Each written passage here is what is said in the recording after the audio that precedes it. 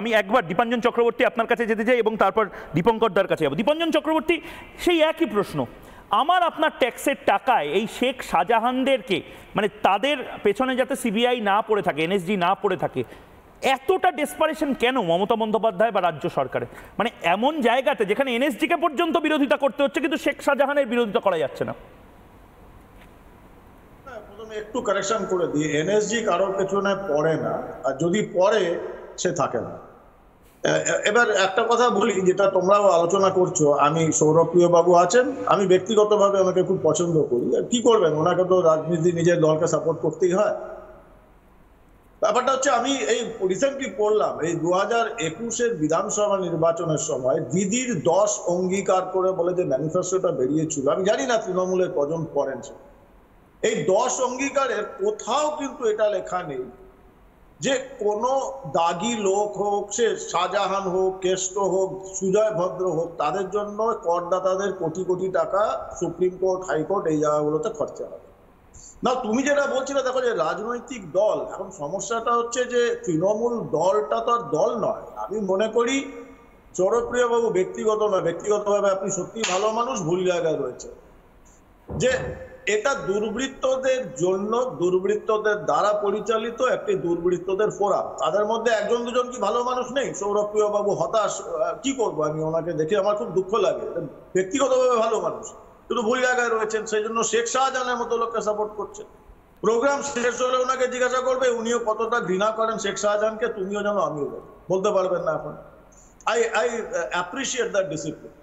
এখন ময়ূক একটা কথা বলো, চলো, মমতা ব্যানার্জি জানতেন না রাজ্যে, মানে ওনার দলের মানে ওই ফোরাম দুর্বৃত্তদের সর্বভারতীয় সম্পাদক, সর্বভারত ছেড়ে দাও, সেই অভিষেক ব্যানার্জি বলেনি বারবার কি করেছে শেখ শাহজাহান, কি করেছে শেখ শাহজাহান, কি করেছে শেখ শাহজাহান? তো এই প্রশ্নগুলোর মধ্যেই রয়েছে উত্তর, যে কেন শেখ শাহজাহানের জন্য কোটি কোটি টাকা খরচা হবে। এবং অবভিয়াসলি একটা বৃহত্তর পার্সপেক্টিভ দিয়ে দেওয়া হবে, শিবু হাজরা, উত্তম মন্ডল ইত্যাদি প্রভৃতি। সেম রিপিটেশন কিন্তু এর সঙ্গে হয়েছিল কেসকে। ব্যাংক অ্যাকাউন্ট সব সিজ, অথচ কোটি কোটি টাকা এই লয়ারদের টাকাটা যাচ্ছে কোথা থেকে?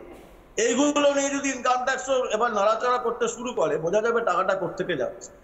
আর শেখ শাহজাহানকে তুমি শুধু মাফিয়া, জমি আর ভেরি আর চিংড়ি মাছ দেখলে চলবে না, যেটা বারবার বলেছে।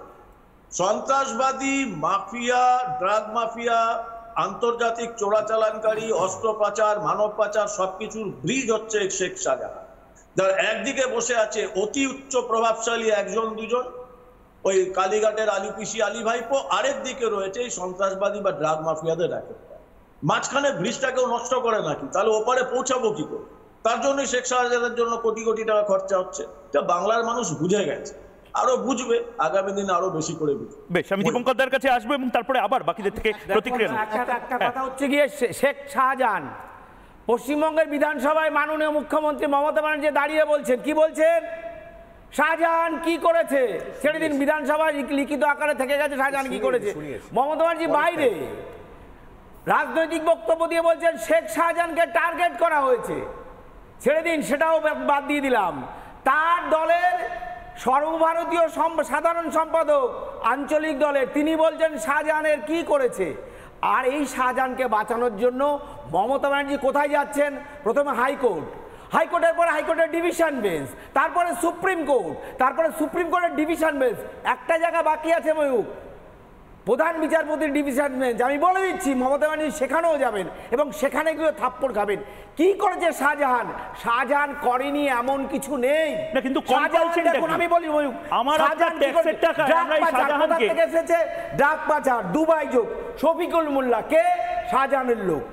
অস্ত্র পাচার, আবু তালেব কে? শাহজাহানের লোক।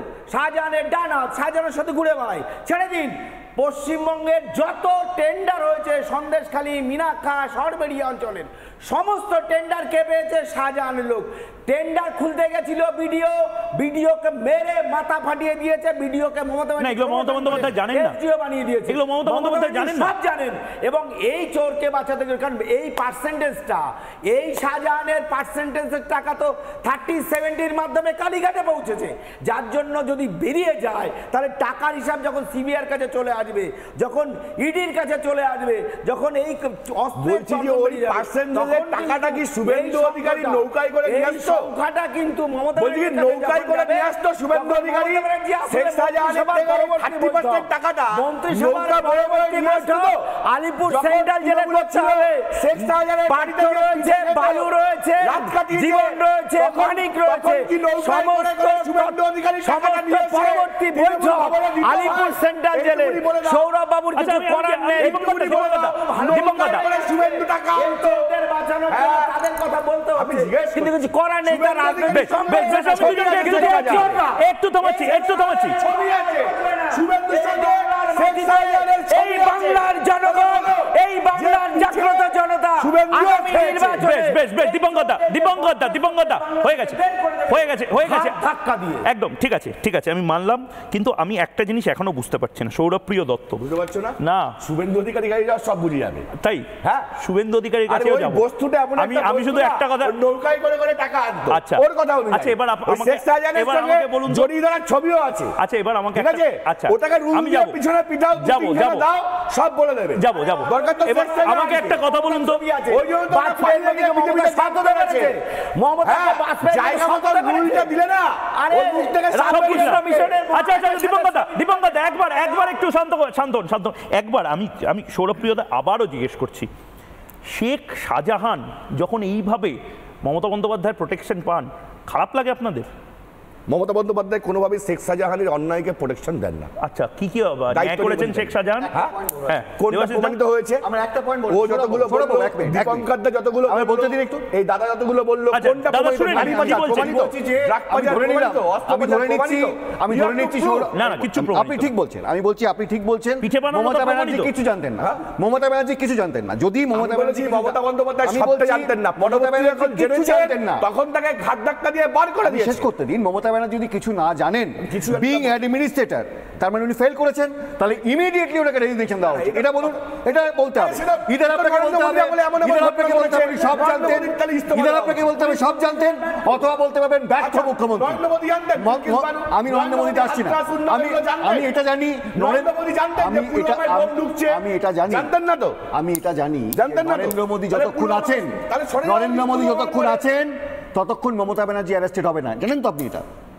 তাহলে এটা বলুন যে মমতা ব্যানার্জি সেটা জানতেন কি জানতেন? আমি বলেছি মমতা বন্দ্যোপাধ্যায় সবটা জানতেন না, তাহলে উনি ফেলিওর, জানতেন না, তাহলে উনি অ্যাডমিনিস্ট্রেশন ফেলিওর, তাহলে